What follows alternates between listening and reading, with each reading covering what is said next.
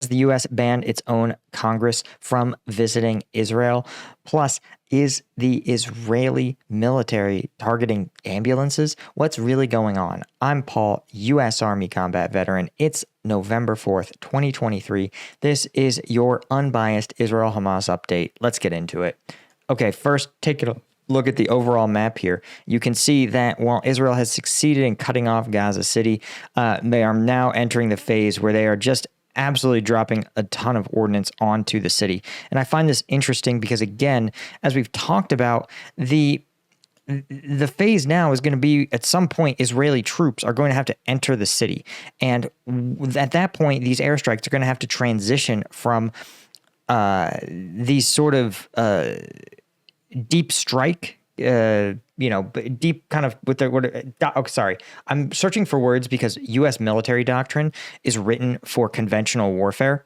And I'm trying to apply it to this sort of strange sort of situation here.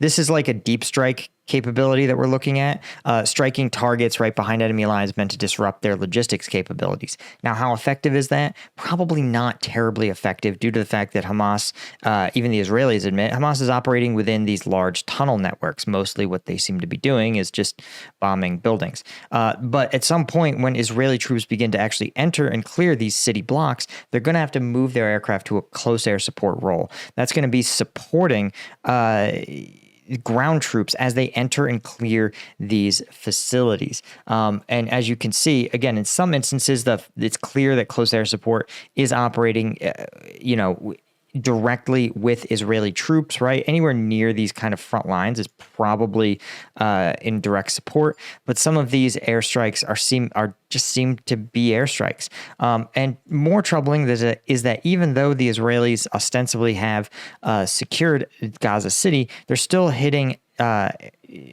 with Hamas targets in the south. And of course it makes sense because Hamas is also going to have to know that if Gaza City is the battleground, they're going to have some command elements behind the lines, so to speak, operating here in this southern Gaza region. So, there's probably some level of logistics support and some level of command and control functions that are outside of the Israeli cordon.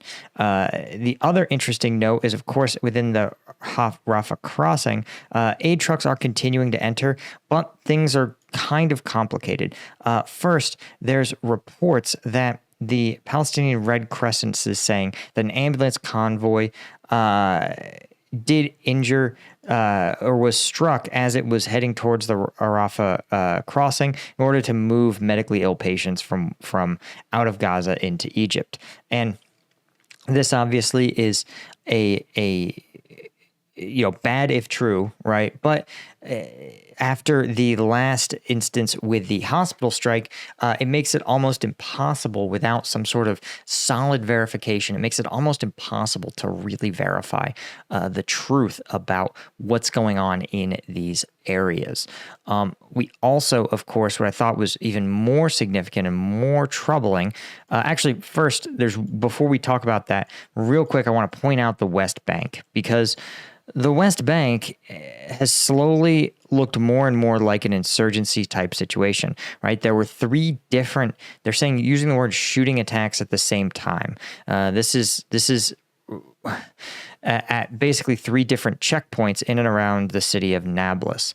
And when you have 3 attacks at the same time in the same geographic vicinity, there's a message here. And the reason they're done this way is, first off, because what you want to do, most of these checkpoints have what we call a QRF, or a quick reaction force, or a reserve is sometimes what it's also called. And this reserve is the idea that if the checkpoint gets hit, they get on the radio and they say, "Hey guys, call up the QRF," and another group of soldiers mount up who are at the ready, who are on call, so to speak, mount up and go support that checkpoint.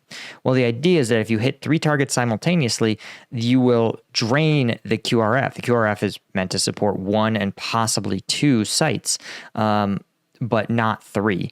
And that can create situations where you can overwhelm one of the sites. So That is the direct military reason. There's also a larger reason to launch 3 simultaneous attacks, and that's to send a message, right? If the message currently going out is to say, hey, these attacks are unorganized, they are one-offs, lone wolf type instances, there is no organized resistance to the Israeli operations within the West Bank.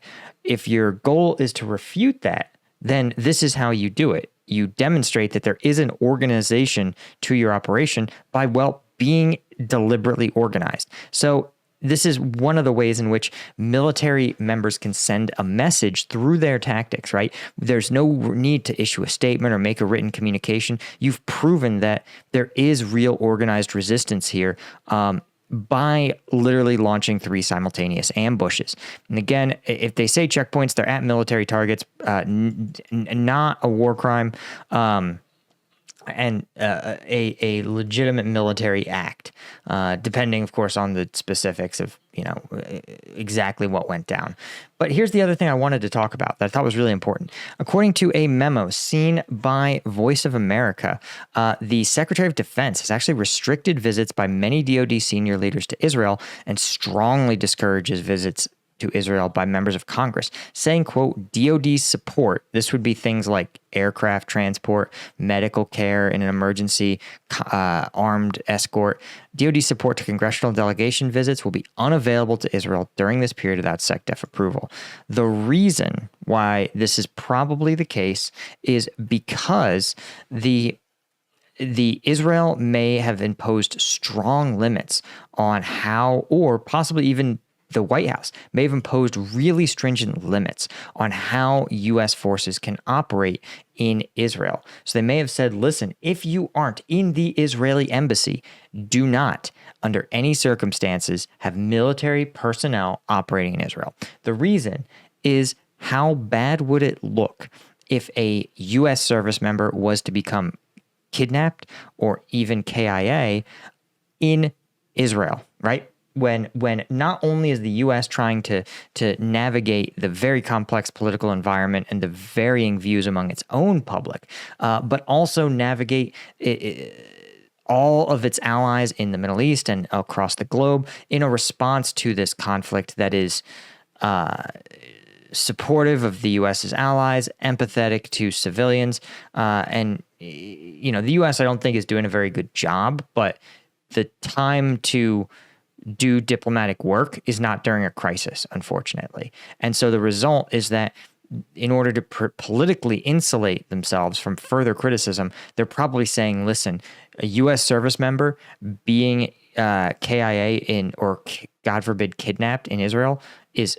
beyond unacceptable, right? Because if that were to happen, it would force U.S. service members to, intervene to rescue the hostages, get the guy out, exact a certain level of, because the U.S. says, like, we as a policy, no U.S. service member ever goes overseas without the right to self-defense, and we never, ever, ever leave a service member behind if we have any ability to influence it.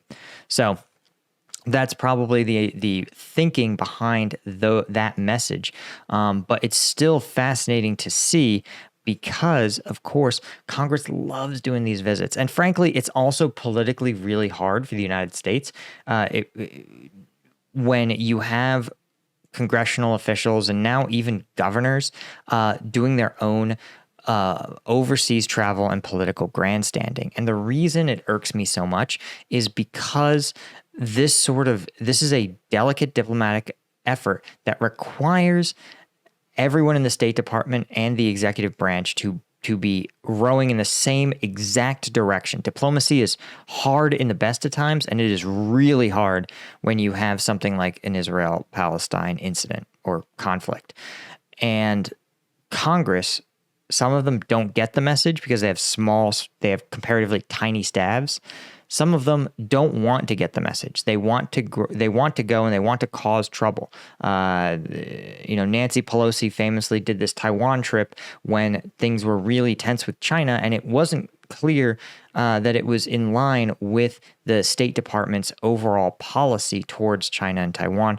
And it was a real diplomatic boondoggle. And you don't want to see congressional officials trying to grandstand or one-up or score domestic political points, and in the process, of course, destroy diplomatic progress made by other sides. Now, just by saying this, the executive branch of the White House may find, or just by saying this publicly, there's some congressional officials in the U.S. who hate the party in power so much that simply doing things the other party doesn't want them to do is reason enough to do them. They're just trolls, right?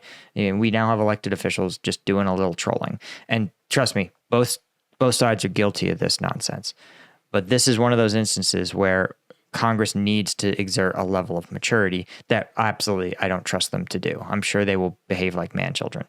Anyway, guys, that's all I had for you. If you want, check out the links to Combat Vet News in the description, as well as my energy gum company, also in the description. And I'll see you guys in the next one. Cheers.